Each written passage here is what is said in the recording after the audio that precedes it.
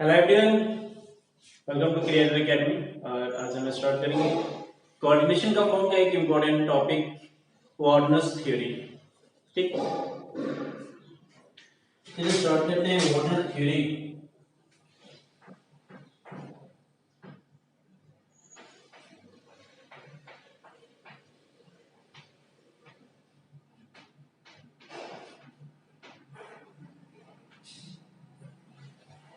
Warner theory, इनको father of coordination compound भी कहा जाता है, coordination chemistry.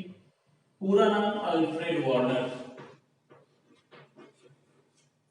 Alfred Warner.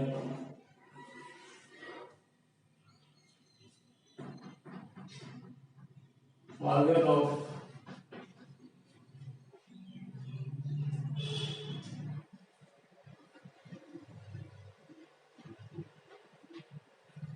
Coordination chemistry.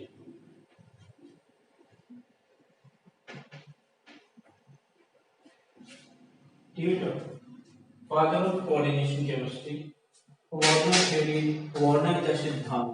ठीक है, वार्नर का सिद्धांत ये कहता है बच्चों, जैसे आप कोऑर्डिनेशन कंपाउंड पढ़ रहे हैं तो कुछ इस तरह से होता है कोऑर्डिनेशन कंपाउंड।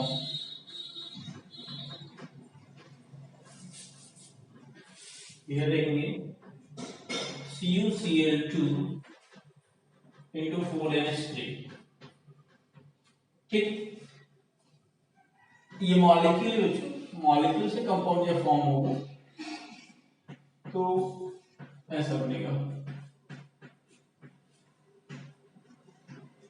ठीक, तो वार्नर का कहना है कि कोई भी सेंट्रल मेटल एटम किसी भी कॉम्प्लेक्स का, किसी भी आपका उपसंयोजक यौगिक का जो केंद्रीय धातु परमाणु है वो दो प्रकार की संयोजकता प्रदर्शित करती है। एक को हम बोलते हैं प्राथमिक संयोजकता और दूसरे को बोलते हैं द्वितीयक संयोजकता। क्या बोलते हैं बच्चों? प्राथमिक संयोजकता, प्राथमिक संयोजकता, अंग्रेजी में इसको प्राइमरी वैलेंसी कहते हैं बच्चों, प्राइमरी वैलेंसी। और दूसरा बच्चों द्वितीयक संयोजकता, द्वितीयक संयोजकता, जिसको सेकेंडरी वैलेंसी कहते हैं।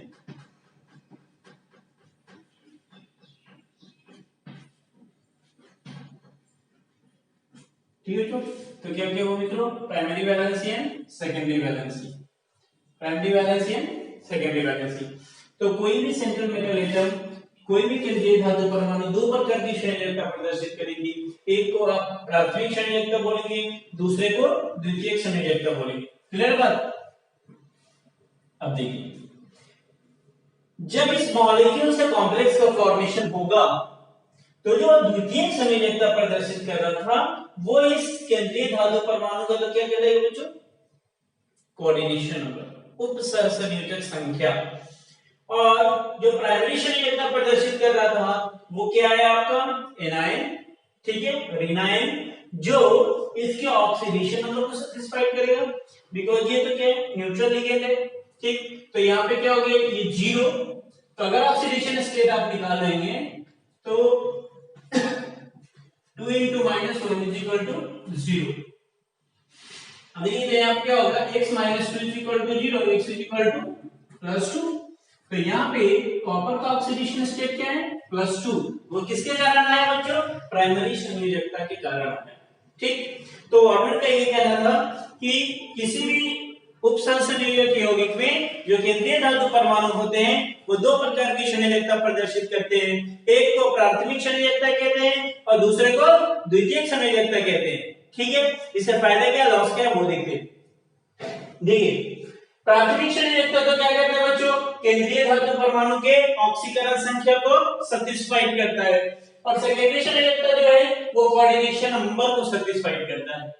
ध्यान से, सेकेंडरी मतलब द्वितीयक संयोजकता कोऑर्डिनेशन नंबर को प्रदर्शित करता है और प्राथमिक संयोजकता किसको? ऑक्सीडेशन नंबर को प्रदर्शित करता है। क्लियर है? First point. सेकंड पॉइंट बच्चों, ये जो कोऑर्डिनेशन नंबर है सेकेंडली द्वितीय संयोजकता वो नॉर्मली क्या होता है, फिक्स्ड होता है, ठीक है, इसमें कोई चेंजिंग नहीं होता है। मैंने आपको बताया भी है कि कॉपर के लिए कोऑर्डिनेशन नंबर 4 होता है, ठीक है। सिमिलरली जिंक निकल का भी मैंने बताया, आयरन के लिए 6 होता है, तो ये फिक्स होता है, लेकिन ये कैसा होता है बच्चों, वेरिएबल होता है, ठीक है, ये परिवर्तनशील होता है, ठीक। ये जो बच्चों देखिए इस कोऑर्डिनेशन स्पेयर के बाहर है, बड़ी ब्रैकेट के बाहर है, तो जो भी बाहर होता है वो आयोनाइज हो जाता है। तो प्राथमिक संयोजकता तो कैसे होते हैं बच्चों, आयोनाइजेबल होते हैं, आयनीकृत हो जाते हैं, जबकि द्वितीयक संयोजकता आयनीकृत नहीं होते हैं, ठीक। अब देखिए जो प्राथमिक संयोजकता जो है वो नॉन डायरेक्शनल है, इसमें कोई दिशा नहीं होती है, क्यों, क्योंकि ये आयनिक बॉन्ड के द्वारा जुड़े होते हैं, ठीक। और दूसरी संयोजकता जो है बच्चों द्वितीय संयोजकता, ये डायरेक्शनल होता है, दिशात्मक होता है, और केंद्रीय धातु परमाणु या तो पूरे यौगिक का क्या करता है, ये एक शेप देता है, एक स्ट्रक्चर देता है, क्लियर है। तो एक एक करके सबको डिस्कस कर लेते हैं।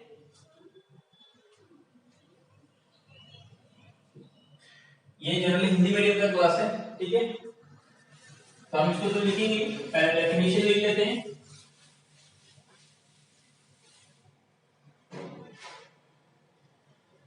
परिभाषा,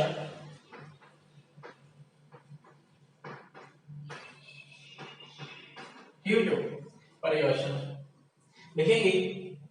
वार्नर के अनुसार, वार्नर के अनुसार केंद्रीय धातु परमाणु, वार्नर के अनुसार केंद्रीय धातु परमाणु दो प्रकार की संयोजकता प्रदर्शित करती है।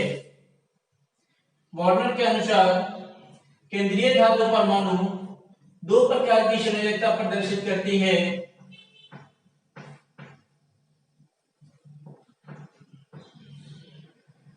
दो प्रकार की संयोजकता प्रदर्शित करती है।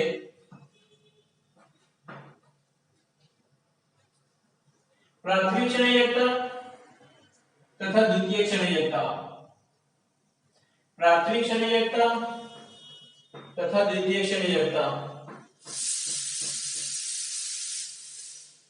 प्राथमिक संयोजकता तथा द्वितीयक संयोजकता।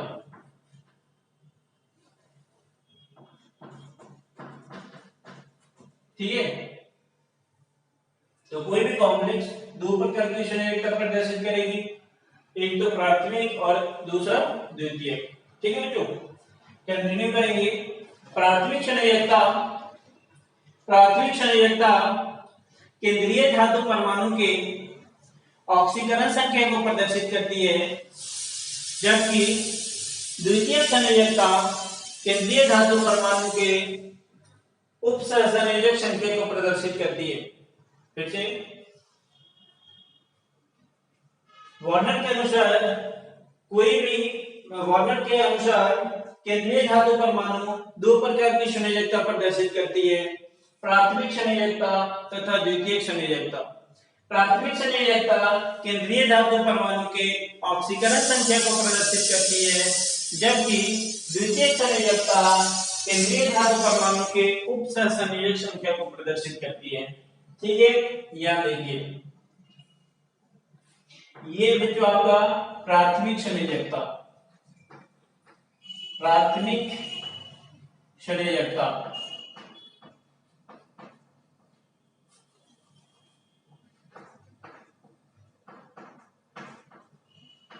और ये जो है बच्चों ये है द्वितीयक संयोजकता। ये क्या है? द्वितीयक संयोजकता। इसको बोलेंगे प्राइमरी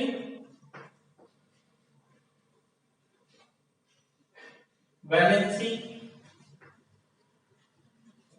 और इसको बोलेंगे सेकेंडरी वैलेंसी। प्राइमरी वैलेंसी है, सेकेंडरी वैलेंसी।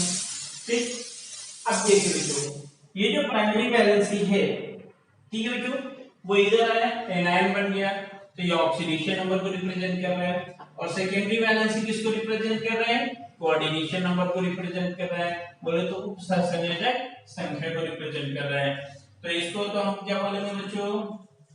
ऑक्सीकरण संख्या इसकी ऑक्सीकरण संख्या, केंद्रीय धातु परमाणु की ऑक्सीकरण संख्या। और ये क्या है बच्चों, कोऑर्डिनेशन नंबर, उपसहसंयोजक संख्या। तो किसका उपसहसंयोजक संख्या, तो CMA का कोऑर्डिनेट, ये केंद्रीय धातु परमाणु का क्या है बच्चों,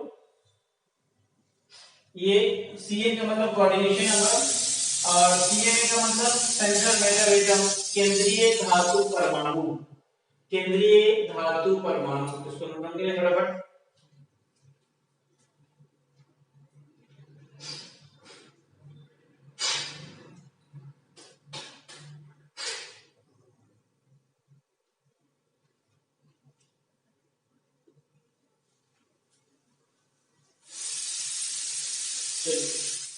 आगे बढ़ते हैं मित्रों, इसका नोट कर लिया होगी।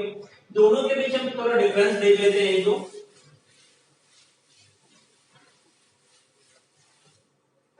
एक साइड आप लिखेंगे बच्चों प्राथमिक संयोजकता,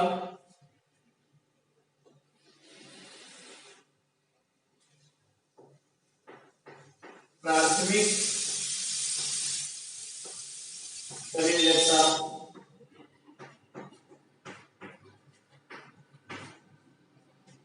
और दूसरी साइड लिखेंगे बच्चों द्वितीयक संयोजकता,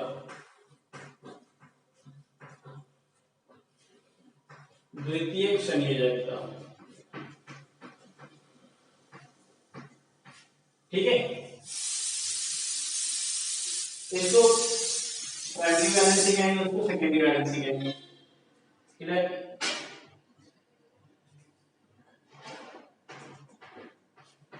एक एक करके लिखते हैं सबको।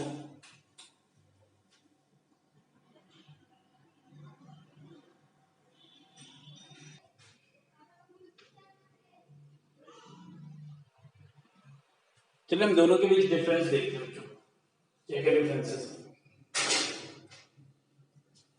पहले तो ये कि प्राथमिक संयोजकता क्या करता है बच्चों, केंद्रीय धातु परमाणु की ऑक्सीकरण संख्या को प्रदर्शित करता है।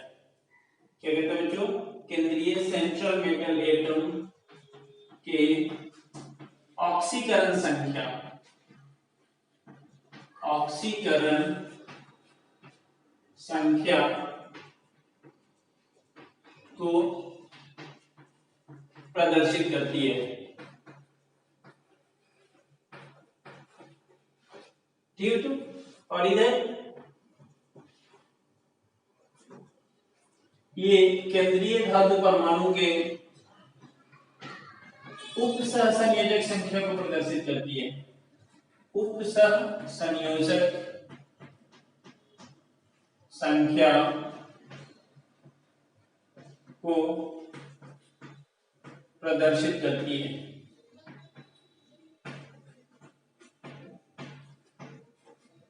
क्लियर, सेकेंड बात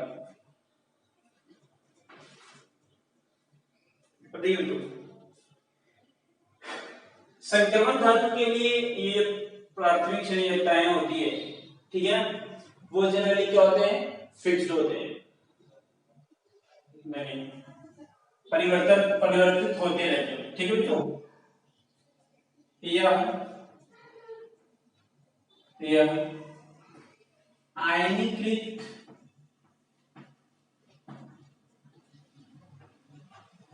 हो जाते हैं और ये आयनीकृत नहीं होते हैं। यह आयनीकृत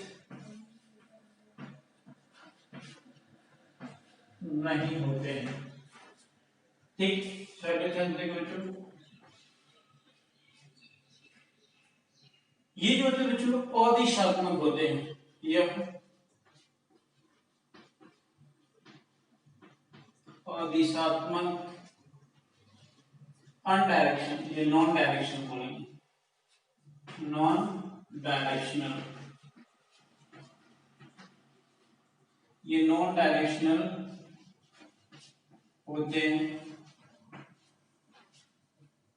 ये जो होते हैं बच्चों वो डायरेक्शनल होता है, यह दिशात्मक होता है। दिशात्मक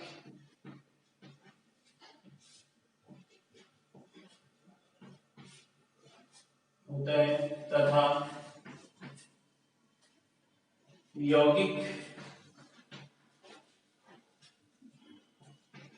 यौगिकों का से संरचना को प्रदर्शित करती है,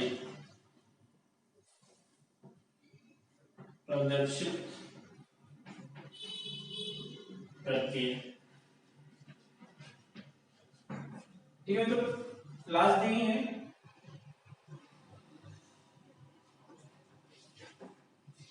ये जो जनरली एनायन होते हैं, ये क्या होते हैं बच्चों? एनायन, रिनायन, यह सामान्यतः रिनायन होते हैं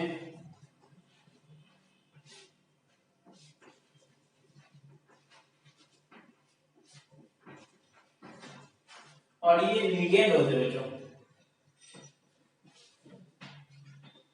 ये सामान्यतः क्या होते हैं बच्चों? सामान्यतः लिगेंड होते हैं।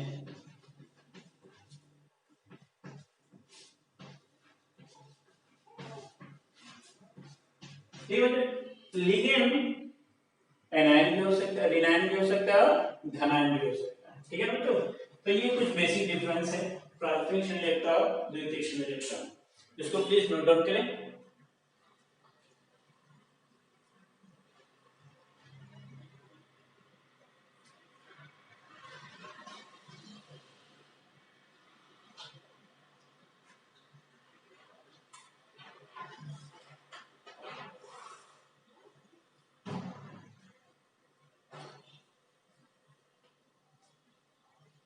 इसके बाद हम देखेंगे वार्नर थ्योरी के प्रयोगात्मक विश्लेषण। ठीक है, वार्नर सिद्धांत के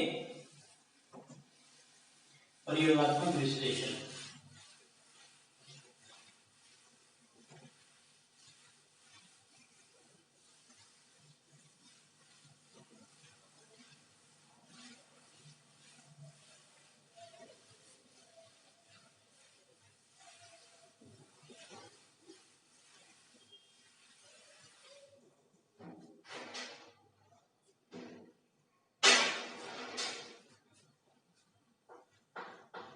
इसी का पार्ट है वार्नर सिद्धांत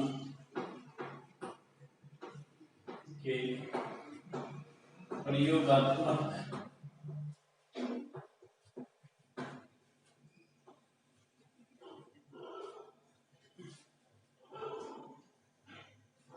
विश्लेषण।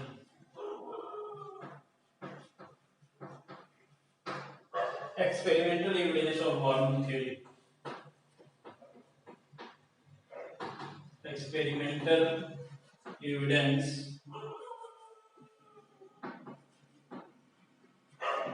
of Warner's theory. ये भी इम्पोर्टेंट है, यहां से हमेशा क्वेश्चन आते रहते हैं। ठीक है, यहां से कंडक्टिविटी का क्वेश्चन आता है, चालकता का आता है कि किसकी चालकता ज्यादा हो गई, कुछ सॉल्यूशन में किसकी चालकता कम हो गई, कुछ हिसाब। ठीक है,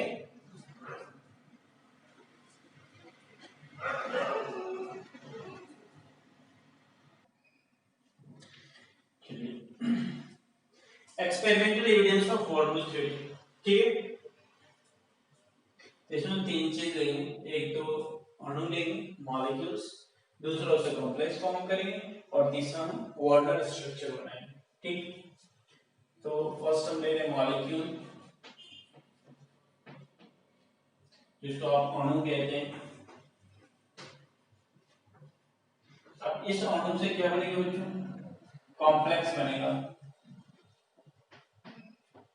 ठीक है, कॉम्प्लेक्स बने तो जटिल यौगिक,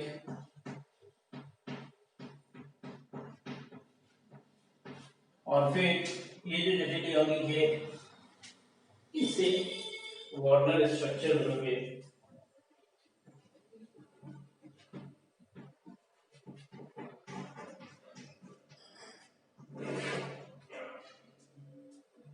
वर्णन संरचना। ठीक, देखेंगे एक अच्छे से देखेंगे तो समझ में आ जाएगा। इसका कंक्लूजन जो है फाइनली वो बड़ा ही इंपॉर्टेंट है, उसी से सब कुछ होता है, उसी से क्वेश्चन भी बनते हैं। ठीक है, तो कंक्लूजन बहुत इंपॉर्टेंट है। चलिए फर्स्ट लेते हैं बच्चों, वर्णन टोटल 4 एक्सपेरिमेंट किए थे। पहला एक्सपेरिमेंट में बच्चों CuCl3 है, ठीक है, और 6NH3 ये मॉलिक्यूल है। ठीक, अब देखिए बच्चों, इसमें जो आपका ये Cl जो है ये प्राइमरी बैलेंस से शो कर रहा है,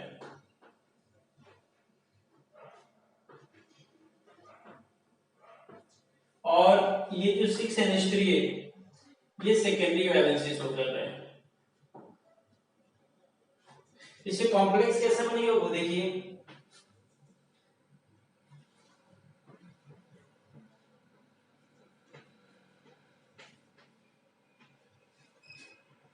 कॉम्प्लेक्स आपका फॉर्म होगा कुछ इस तरह से। ठीक, 3 मॉलिक्यूल, ये 3 क्लोरीन जो एटम है वो उपसंयोजक यौगिक से बाहर है। तो मैंने आपको स्टार्टिंग में बताया था इंट्रोडक्शन में कि बच्चों ये जो भी कोऑर्डिनेशन स्पेयर से बाहर होते हैं वो आयोनाइज हो जाते हैं, बिकॉज़ इसको हम काउंटर आयन कहते हैं। क्लियर है? अब बच्चों जब इस कॉम्प्लेक्स को AgNO3 के सॉल्यूशन में डाला गया, ठीक है, तो AgNO3 का मतलब क्या होता है? देखिए मित्रों, AgNO3 एक सॉल्ट है जो इंस्टेंट आयोनाइज हो जाता है, बहुत फास्ट आयोनाइज होता है। ठीक, यहाँ पे टोटल नंबर ऑफ आयंस कितने मिलेंगे बच्चों? 4 आयन, 4 आयन, 4 आयंस पर मॉलिक्यूल। एक मॉलिक्यूल आपको कितने आयंस दे रहे मित्रों? 4 आयंस दे रहे हैं। कैसे? 3 तो ये एनायन और एक कैटायन, 3 तो एनायन है और एक क्या है? कैटायन। जब ये डिसोसिएट होगा तो इसमें माइनस चार्ज, ये कुछ इस तरह से बनेगा 3Cl माइनस, और एक ये बन जाएगा प्लस चार्ज का। ठीक है, तो टोटल नंबर ऑफ मॉलिक्यूल कितने मिलेंगे आपको? Total number of ions 4। ठीक, अब जो सेकंड पॉइंट है कि जितने एटम कोऑर्डिनेशन स्फीयर के बाहर हैं वो सब के सब आयोनाइज हो जाएंगे। ठीक है, तो यहाँ पे जो क्लोरीन है वो 100% आयोनाइज हो जाएगा। ठीक है, तो 100% क्लोरीन इज आयोनाइज्ड, आयनीकृत हो जाएगा बच्चों। कैसे हो जाएगा? आयनीकृत। ठीक है, 100% क्लोरीन कैसा हो जाएगा? आयनीकृत। अब बनेगा क्या बच्चों? तो जब इसको हम AgNO3 के सॉल्यूशन में डालेंगे, ठीक है बच्चों, तो ये क्या बनाएगा बच्चों? AgCl फॉर्म करेगा। क्या फॉर्म करेगा? AgCl। तो जितना Cl है उतना ही Ag इसके साथ कंबाइंड होगा, तो 3 मॉलिक्यूल ऑफ AgCl बनेगा। ठीक है ना बच्चों? AgCl का कितने मॉलिक्यूल बनेगा? AgCl का 3 अणु का निर्माण होगा, अणु का निर्माण होगा। कब? जब इस मॉलिक्यूल का रिएक्शन हम किसके साथ कराएंगे बच्चों? AgNO3 के साथ। किसके साथ कराएंगे? AgNO3 के साथ। ठीक है, तो ये क्या बनेगा? 3 मॉलिक्यूल ऑफ AgCl। क्लियर? अब वार्नर का कंक्लूजन क्या निकला ये देखिए। वार्नर ने ये बोला कि ये भाई केंद्रीय धातु परमाणु है वो तो सेंटर में रहेंगे, तो यहाँ पे देखिए ये आपका क्या हो गया? Cu केंद्रीय धातु परमाणु हो गया।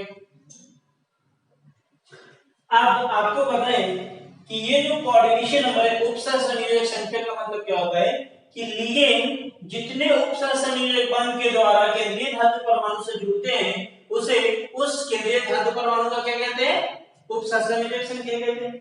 तो ये जो 6 है वो तो कोऑर्डिनेशन नंबर से जुड़ जाएगा, सॉरी कोऑर्डिनेट बॉन्ड के थ्रू जुड़ेगा कुछ इस तरह से।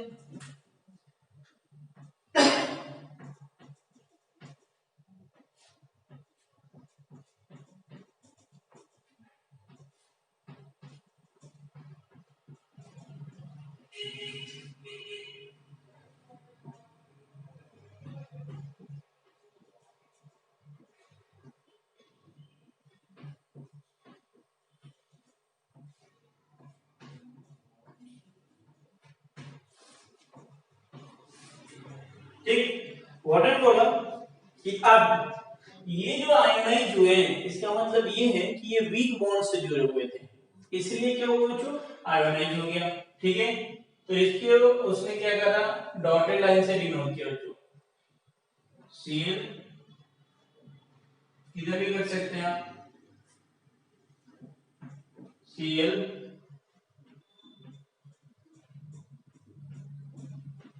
C। ठीक, वर्णन का ये कहना था कि जो एटम आयोनाइज हो गया वो केंद्रीय धातु परमाणु के साथ वीक बॉन्ड से जुड़े हुए थे या वीक इलेक्ट्रोस्टैटिक फोर्स द्वारा जुड़े हुए थे, इसलिए वो क्या हो गए, आयोनाइज हो गए। बाकी अंदर वाला आयोनाइजेशन नहीं हुआ, इसका मतलब अंदर वाला जो है वो स्ट्रॉन्ग फोर्स द्वारा जुड़ा हुआ है या स्ट्रॉन्ग बॉन्ड के द्वारा जुड़ा हुआ है। ठीक है, ये वार्नर का कंक्लूजन था। वार्नर ने सोचा कि ठीक है ये तो दिख गया, अब और करते हैं। फिर उसने क्या करा बच्चों, अब ये जो सेकेंडरी वैलेंसी है उसको कम कर दिया और प्राइमरी वैलेंसी को सेम रहने दिया। ठीक है, क्योंकि आप जानते हैं कि कोई भी केंद्रीय धातु परमाणु अपने उपसंस्करण संख्या को मेंटेन करती है, तो ऐसा होता है कि नहीं, या फिर उससे क्या है स्टेबिलिटी पे कोई फर्क पड़ेगा। तो इसको उसने दोबारा एक्सपेरिमेंट किया और भी, तो पहले इसको नोट डाउन करिए फिर हम आगे बढ़ते हैं।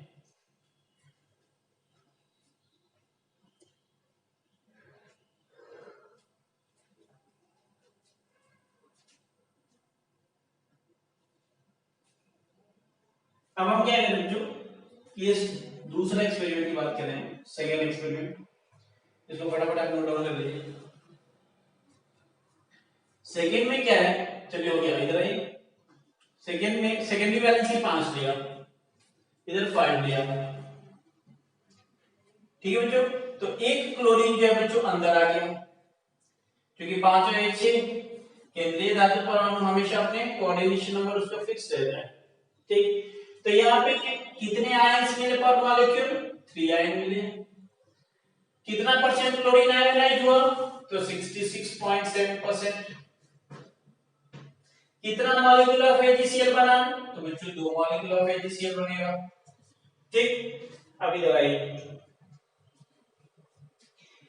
अब देखा कि जो एनायन अंदर आया, ठीक है, वो कैसे जुड़ता है, तो वो जो है बच्चों dotted line plus solid line, ऐसा, क्योंकि ये दोनों को शो कर रहा है, ये तो ऑक्सीकरण संख्या में भी भाग ले रहा है और इसका लिगेंड की तरह भी बिहेव कर रहा है सेंट्रल मेटल एटम के साथ, तो इसलिए क्या किया, इसको सॉलिड लाइन से और डॉटेड लाइन से दोनों से डिनोट किया। तो ये सेकेंड एक्सपेरिमेंट था। ठीक, तो मॉडल ने ये देखा कि जो रिनाइन है वो अंदर बाहर हो सकते हैं, जो बाहर वाले एटम है ना वो अंदर आ सकते हैं सेंट्रल मेटल की आवश्यकता के अनुसार। अगर इसकी संयोजकता में, इसकी उपसंयोजक संख्या में कमी आएगी तो ये मेंटेन करेगा, बट अपना जो काम है इसका ऑक्सीकरण संख्या को प्रदर्शित करना वो छोड़ेगा नहीं, इसलिए इसको दोनों से डिनोट किया गया। ठीक, सेकेंड एक्सपेरिमेंट नोट आउट करेंगे।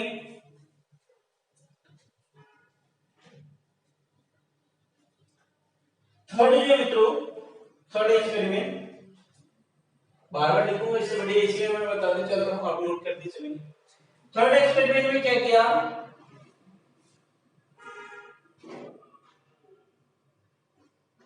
अब 6 की जगह यहां पे कितना कर दिया,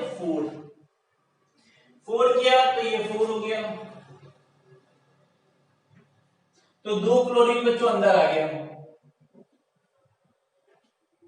ठीक है, और एक ही क्लोरीन बाहर आया, तो कितने आयंस मिलेंगे आपको, 2 आयंस मिलेंगे। कितने परसेंट क्लोरीन आयोनाइज होगा, तो देखिए बच्चों टोटल क्लोरीन कितने थे,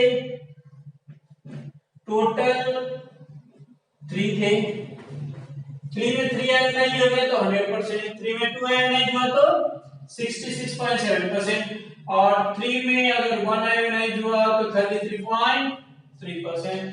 तो कितना परसेंट आयोनाइज होगा? 33.3%। कितना AgCl बनेगा बच्चों? 1 AgCl बनेगा। तो जितना बाहर आएगा वही तो आयोनाइज होगा, ठीक। और फिर इसने इधर क्या कर दिया, इसको भी, क्योंकि ये दोनों चीज शो करेगा, 2 क्लोरीन अंदर आ गया तो ये कोऑर्डिनेट बॉन्ड भी बनाएगा और वीक इलेक्ट्रोस्टैटिक फोर्स के द्वारा भी जुड़ा रहेगा, ठीक। तो यहाँ पे कितने मिले बच्चों? 1। पहले वाला मिला था 3, दूसरे वाला में 2 और तीसरे वाला में कितना मिला बच्चों? 1।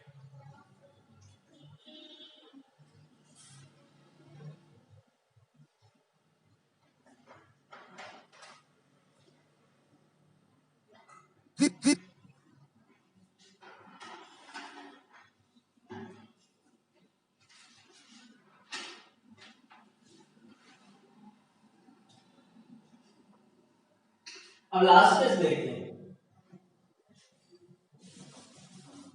लास्ट केस क्या है?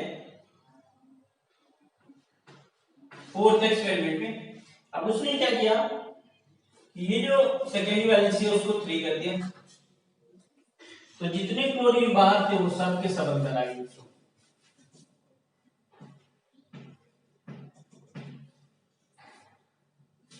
देखो वार्नर ये भी देखना चाह रहा था कि अंदर वाला आयोनाइज हो सकता है कि नहीं किसी भी कंडीशन में, ठीक है। क्योंकि कॉपर का टेस्ट भी कभी नहीं देता है, ना अमोनिया का टेस्ट देता है, कंबाइंड टेस्ट देता है, मतलब बाहर वाले अंदर आ सकते हैं, कोई इशू नहीं है। तो यहाँ पे कितने आयंस मिलेंगे बच्चों? तो आयंस है ही नहीं, ठीक। कितने परसेंट क्लोरीन आयोनाइज होंगे बच्चों? तो 0% क्लोरीन है ही नहीं। कितने AgCl बनेंगे? तो 0 AgCl बन ही नहीं। वो तो तब बनेगा ना बच्चों जब एक भी रहेगा, एक भी बाहर रहेगा, ठीक। तो इसका मतलब ये कि ये तीनों जो है बच्चों, ये भी क्या हो गया? सॉलिड लाइन से जुड़ गया। मतलब कि जो बाहर के लाइन थे वो अंदर आ गए और वो भी कोऑर्डिनेट बॉन्ड के द्वारा जुड़ गए। बट वार्नर का जो स्टेटमेंट था वो अभी भी सही है। वार्नर ने बोला था प्राइमरी वैलेंसी क्या करता है? ऑक्सीकरण संख्या को प्रदर्शित करता है। तो अभी भी सेंट्रल केंद्रीय धातु परमाणु का ऑक्सीकरण संख्या क्लोरीन के कारण ही है, बिकॉज़ ये तो कैसा न्यूट्रल है। दूसरी बात कि जो एक्सपेरिमेंट में आपने देखा कि अलग-अलग फॉर्म मिले आपको, स्ट्रक्चर अलग-अलग मिले, ठीक। चारों एक्सपेरिमेंट आपने लिए। अब देखते हैं यहां से क्वेश्चन कैसे राइज होता है, कंपटीशन में कैसे पूछे जाते हैं क्वेश्चन, ठीक है। कई बार वार्नर स्ट्रक्चर पूछ लिए जाते हैं, ठीक। नोट करिए फटाफट।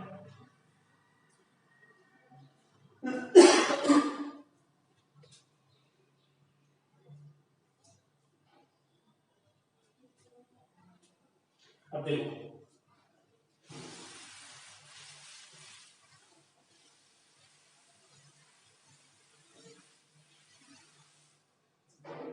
वार्नर ने टोटल कुल 4 लिए थे। फर्स्ट कंपाउंड ऐसा था Cu NH36 Cl3। Second compound था बच्चों Cu NH35 Cl Cl2। Third जो था Cu NH34 Cl2 Cl और फोर्थ Cu NH3 Cl3, ठीक। अब क्वेश्चन आता है बच्चों, आपको ऐसे दे देगा कंपाउंड 4 ऑप्शन, बोले तो which of the following is more conductive, या कौन सा जलीय विलयन में अधिक चालकता प्रदर्शित करेगी, ठीक। तो देखिए मित्रों, जलीय विलयन में जो चालकता है वो फ्री आयन के कारण होता है। करंट का जो फ्लो होता है जलीय विलयन में वो फ्री आयन के कारण होता है, और वायर में जो करंट का फ्लो होता है वो इलेक्ट्रॉन के कारण होता है, ठीक। तो यहाँ पे जो जितना आयन प्रोड्यूस करेगा उतना ही क्या होगा, उसकी चालकता बढ़ेगी। तो पहले वाला केस में अगर हम देखें, आप आयोनाइज कराएंगे बच्चों जलीय विलयन, तो ये क्या देगा Cu NH3 plus 3Cl minus, ठीक है, यहाँ पे क्या होगा प्लस। सेकेंड वाला केस में देखिए बच्चों, तो Cu NH3 5Cl plus 2Cl minus, यहाँ हो जाएगा 2 प्लस। थर्ड केस में अगर बात करें तो ये क्या बनेगा Cu NH3 4Cl2 plus Cl minus, यहाँ 1 प्लस। और थर्ड वाला केस में बच्चों देखें तो क्या मिलेगा Cu NH3 Cl3। तो अगर आप देखें बच्चों कि पहले वाला जो आपका यौगिक है वो 4 आयंस दे रहे हैं, दूसरे वाले 3 दे रहे हैं, तीसरे वाले 2 दे रहे हैं और लास्ट वाले 1 भी नहीं दे रहे। तो जिसकी ज्यादा आयंस होगी उसकी चालकता भी अधिक होगी, उस सॉल्यूशन की चालकता अधिक होगी। मान लीजिए एक सॉल्यूशन ये है, एक ये है, ये टोटल 4 सॉल्यूशन है आपके पास, 4 विलयन है, और पूछा जा रहा है कि किसमें चालकता अधिक होगी, विद्युत धारा का या किसी का भी चालकता, जनरली धारा का ही देखते हैं अपन, करंट का। तो सबसे ज्यादा तो बच्चों फर्स्ट में, फिर सेकेंड, फिर थर्ड और फिर फोर्थ। बिकॉज जलीय विलयन में जो है चालकता वो कौन डिसाइड करता है, फ्री आयंस डिसाइड करता है, और फ्री आयंस आपके सामने है। तो जनरली इस टाइप के क्वेश्चन आते हैं, ऑर्डर भी पूछ ले जाते हैं, और ज्यादातर जो है बच्चों ये पूछता है कि कौन से, चूंकि मल्टीपल चॉइस है, चारों में से कौन सा अधिक चालकता प्रदर्शित करेंगे, तो जिसमें जितना ज्यादा आयन वो अधिक चालकता प्रदर्शित करेंगे। क्लियर बात। चलिए हम आगे बढ़ते बच्चों मॉडिफाइड वार्नर थ्योरी की तरफ। अब क्या वार्नर साहब ने बता तो दिया था कि केंद्रीय धातु परमाणु 2 प्रकार की संयोजकता प्रदर्शित करती है, पर क्लियर नहीं किया था कुछ, ठीक है ना। तो फिर 2 साइंटिस्ट आए बच्चों, एक को सिज्विक और दूसरा लॉरी। तो सिज्विक लॉरी ने बताया भाई कि जो प्राथमिक संयोजकता प्रदर्शित करती है केंद्रीय धातु परमाणु, वो इलेक्ट्रॉन लॉस करने के कारण, और सेकेंडरी संयोजकता जो है वो इलेक्ट्रॉन गेन करने के कारण, ठीक है, जिसको इफेक्टिव एटॉमिक नंबर भी कहते हैं मित्रों। तो नेक्स्ट टॉपिक है हमारा इफेक्टिव एटॉमिक नंबर, प्रभावी परमाणु संख्या। इफेक्टिव, चलो पहले हिंदी में लिख देते हैं, प्रभावी परमाणु संख्या, ठीक है, अंग्रेजी में कहते हैं effective atomic number, effective atomic number, atomic number, और शॉर्ट में बच्चों EAN कहते हैं, ठीक। इसको मॉडिफाइड वार्नर थ्योरी भी कहते हैं। क्या बोलते हैं बच्चों, मॉडिफाइड वार्नर थ्योरी, ठीक।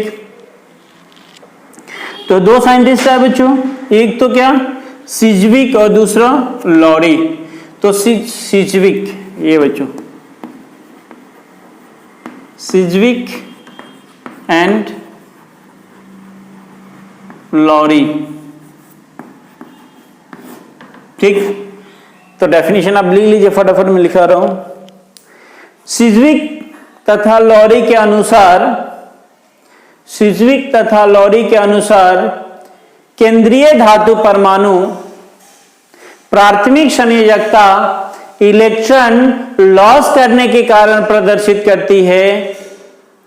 सिज्विक एवं लॉरी के अनुसार केंद्रीय धातु परमाणु प्राथमिक संयोजकता इलेक्ट्रॉन लॉस करने के कारण प्रदर्शित करती है, जबकि सेकेंडरी संयोजकता, द्वितीयक संयोजकता इलेक्ट्रॉन गेन करने के कारण प्रदर्शित करती है। क्लियर बात। तो बस थोड़ा सा क्लैरिटी किया है, प्राथमिक संयोजकता इलेक्ट्रॉन लॉस करने के कारण और सेकेंडरी संयोजकता इलेक्ट्रॉन गेन करने के कारण। क्लियर। अब बात है बच्चों जो हमारा हेडिंग है, ठीक है, ये तो मॉडिफाई किया वार्नर थ्योरी को। अब हेडिंग है इफेक्टिव एटॉमिक नंबर, ये क्या होता है, इफेक्टिव एटॉमिक नंबर क्या होता है, उसके बारे में हम चर्चा कर रहे हैं। क्योंकि ये दोनों वार्नर थ्योरी से रिलेटेड है, इसलिए हम इसको आज खत्म कर ले रहे हैं। तो इफेक्टिव एटॉमिक नंबर क्या होता है जनरली देखिए बच्चों, अब केंद्रीय धातु परमाणु कोई भी है, कोई भी केंद्रीय धातु परमाणु है मित्रों, तो उसके पास तो अपना इलेक्ट्रॉन होता ही है, साथ ही साथ जो लिगेंड इलेक्ट्रॉन डोनेट करता है बच्चों वो भी उसका होता है, ठीक है ना। तो केंद्रीय धातु परमाणु के साथ पास जितना इलेक्ट्रॉन है टोटल अपना प्लस लिगेंड का मिला के, वो उस केंद्रीय धातु परमाणु का क्या कहलाएगा, इफेक्टिव एटॉमिक नंबर, प्रभावी परमाणु संख्या, ठीक है बच्चों। तो total number of electron associated with central metal ion in the complex is known as effective atomic number of that complex. Hindi में बोलता हूं, लिखिए हिंदी में लिखेंगे, किसी भी यौगिक के केंद्रीय धातु परमाणु के पास, किसी भी यौगिक के केंद्रीय धातु परमाणु के पास उपस्थित इलेक्ट्रॉनों की कुल संख्या को, उपस्थित इलेक्ट्रॉनों की कुल संख्या को उस केंद्रीय धातु परमाणु की प्रभावी परमाणु संख्या कहते हैं। किसी भी यौगिक के केंद्रीय धातु परमाणु के पास उपस्थित इलेक्ट्रॉनों की कुल संख्या को उस केंद्रीय धातु परमाणु के प्रभावी परमाणु संख्या कहते हैं, ठीक। अब देखिए मित्रों, अब होता है effective atomic number rule. Rule क्या है देखिए, इफेक्टिव एटॉमिक नंबर रूल क्या होता है, मतलब अगर ढंग से पढ़े ना आप जिंदगी में कभी क्वेश्चन गलत नहीं कर सकते इफेक्टिव एटॉमिक नंबर का, ठीक है। चलिए देखिए इफेक्टिव एटॉमिक नंबर बच्चों, तो अब क्वेश्चन ये है कि कॉपर का इफेक्टिव एटॉमिक नंबर क्या होगा, कुछ ना कुछ रेफरेंस होना चाहिए ना पहचानने के लिए, ठीक है बच्चों। तो किसी भी केंद्रीय धातु परमाणु का जो इफेक्टिव एटॉमिक नंबर है वो उस आवर्त में उपस्थित किसी भी केंद्रीय धातु परमाणु का जो इफेक्टिव एटॉमिक नंबर है वो उस पीरियड में उपस्थित इनर्ट गैस एलिमेंट के एटॉमिक नंबर के बराबर होना चाहिए। जैसे मान लीजिए बच्चों इनर्ट गैस है, ये जो आपका ट्रांजिशन एलिमेंट है उसको 3 सीरीज में बांटा गया है, 3D series, 4D series, 5D series और 6D सीरीज, सॉरी 4 सीरीज में बांटा गया है। तो मान लीजिए 3D सीरीज जो है बच्चों वो 4th पीरियड से शुरू हो रहा है, 4D सीरीज जो है बच्चों वो 5th पीरियड से शुरू हो रहा है, और 5D सीरीज जो है वो 6th पीरियड, और 6D सीरीज जो है वो 7th पीरियड जो इनकम्प्लीट है। अब 4th पीरियड में कौन है बच्चों, तो क्रिप्टन है, क्या बच्चों, क्रिप्टन 36। उसके बाद 4D सीरीज में कौन सा इनर्ट गैस एलिमेंट आएगा, वो आएगा आपका क्रिप्टन के बाद क्या आता है, जेनन। वो जेनन कितना बच्चों, जेनन 54। देन आएगा आपको बच्चों रेडन, वो आएगा 86, ठीक। कहने का मतलब ये है कि स्कैंडियम से लेके और जिंक तक का अगर इफेक्टिव एटॉमिक नंबर 36 आया तो वो ईएन रूल को फॉलो कर रहा है, ठीक है बच्चों, ठीक। फिर उसके बाद स्टार्ट होते हैं यहां ये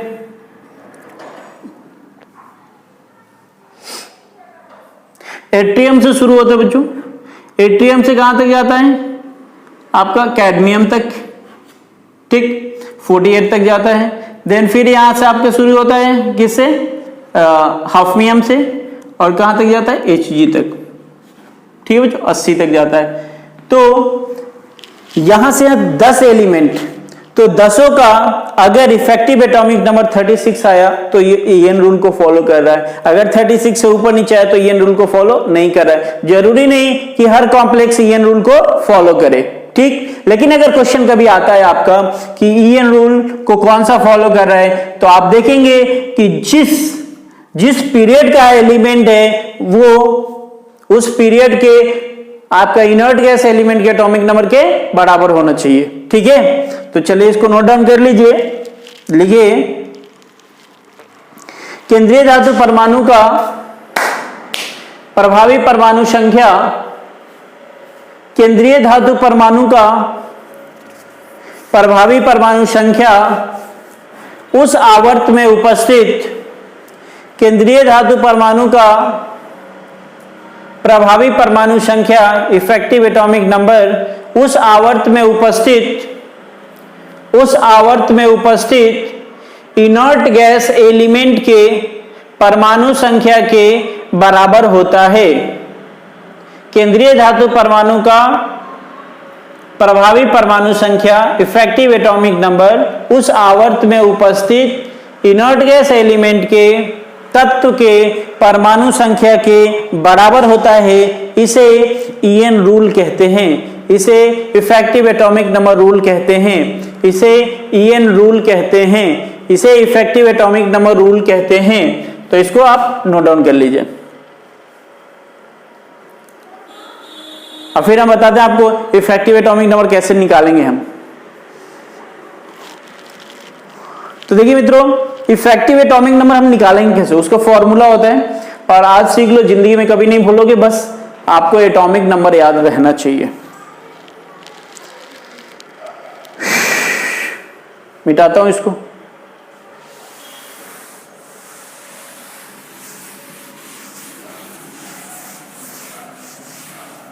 देखिए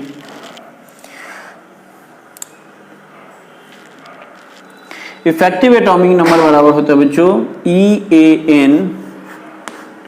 EAN बराबर atomic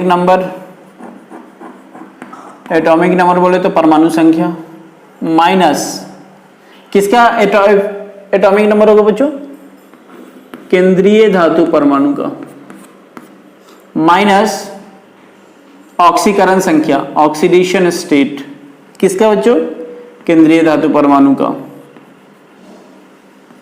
plus 2 into coordination number, plus 2 into coordination number. देखिए आप हिंदी में चाहे तो हिंदी में लिखिए, केंद्रीय धातु परमाणु का परमाणु संख्या माइनस केंद्रीय धातु परमाणु का ऑक्सीकरण संख्या प्लस 2 गुणे केंद्रीय धातु परमाणु का उपसहसंयोजक संख्या, केंद्रीय धातु परमाणु का उपसहसंयोजक संख्या। ठीक है, इसको बोलते हैं उपसहसंयोजक संख्या, कोऑर्डिनेशन नंबर, कोऑर्डिनेशन नंबर। ध्यान से देख लीजिए बच्चों, ध्यान से, एटॉमिक नंबर आपको याद होना चाहिए, बिना एटॉमिक नंबर का नहीं हो पाएगा। एटॉमिक नंबर आपको याद होना ही चाहिए।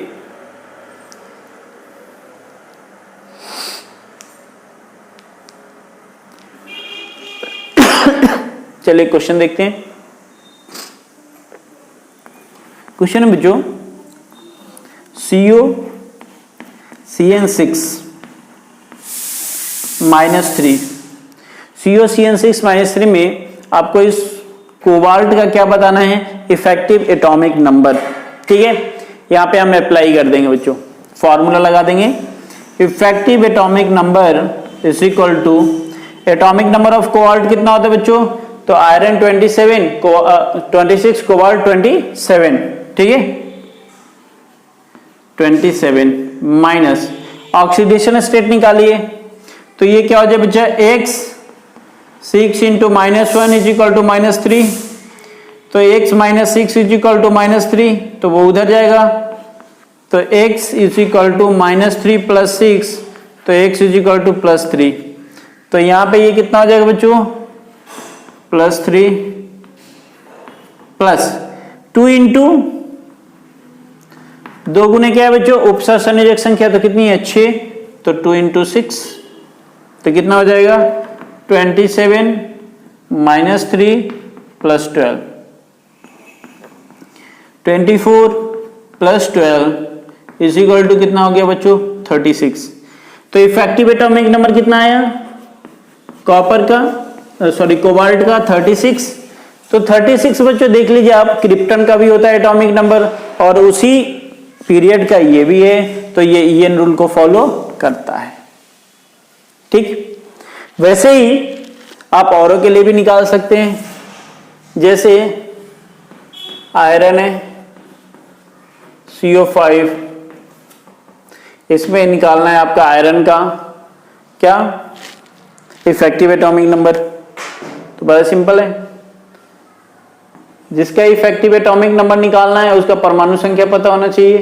तो आयरन का 26, उसके बाद ऑक्सीकरण संख्या माइनस करना है, तो यहाँ पे कितना, ये तो न्यूट्रल है तो 0 हो गया, प्लस 2 गुने क्या करना है बच्चों कोऑर्डिनेशन नंबर, तो 5 है, तो कितने हो गए बच्चों 26 प्लस 10 इज इक्वल टू कितना हो गया बच्चों 36। तो ये भी किसको फॉलो कर रहा है बच्चों, ईएन रूल को फॉलो कर रहा है, क्योंकि इसका भी आयरन का जो इफेक्टिव एटॉमिक नंबर है वो कितना हुआ बच्चों 36, क्रिप्टन के एटॉमिक नंबर के क्या हो गया बराबर। ठीक, जल्दी करिए जल्दी करिए।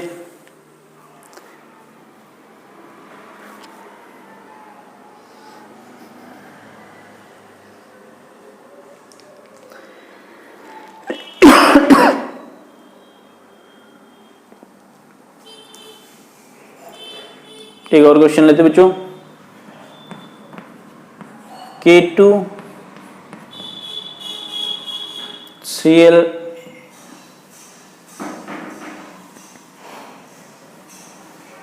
प्लस जाएगा माइनस जाएगा 6। ठीक है, तो ये आप ट्राई करें, एक मैं कर देता हूं। चलो यहां पे बच्चों देखिए, प्लैटिनम का आपका इफेक्टिव एटॉमिक नंबर निकालना है, तो सबसे पहले प्लैटिनम का एटॉमिक नंबर याद होना चाहिए 78 होता है। ठीक, तो इफेक्टिव एटॉमिक नंबर 78 माइनस, अब यहां पे देखिए प्लैटिनम का कोऑर्डिनेशन नंबर 6 है, तो ये +4 ऑक्सीडेशन स्टेट में है, ये अंडरस्टूड है, आप निकाल भी सकते हैं। प्लस 6 गुने 2, 2 × 6, हमेशा 2 से ही मल्टीप्लाई करना है, तो ये कितना हो जाएगा 78 माइनस 4 74 प्लस 12, तो कितना हो गया बच्चों 86। तो ये भी ईएन रूल को फॉलो करता है।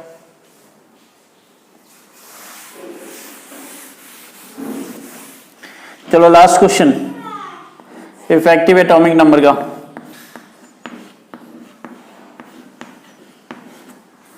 अब x की वैल्यू बताना है बच्चों, ऐसे क्वेश्चन भी आते हैं। ठीक है, x की वैल्यू बतानी है।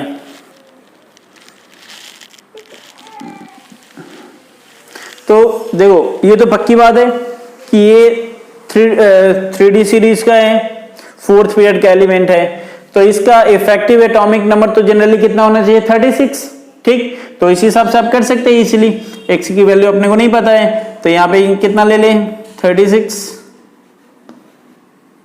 ठीक है, minus oxidation state 0 plus x 2 × x 2 × x is equal to 0। ठीक है ना बच्चों, कुछ तो गलत हो रहा है क्या?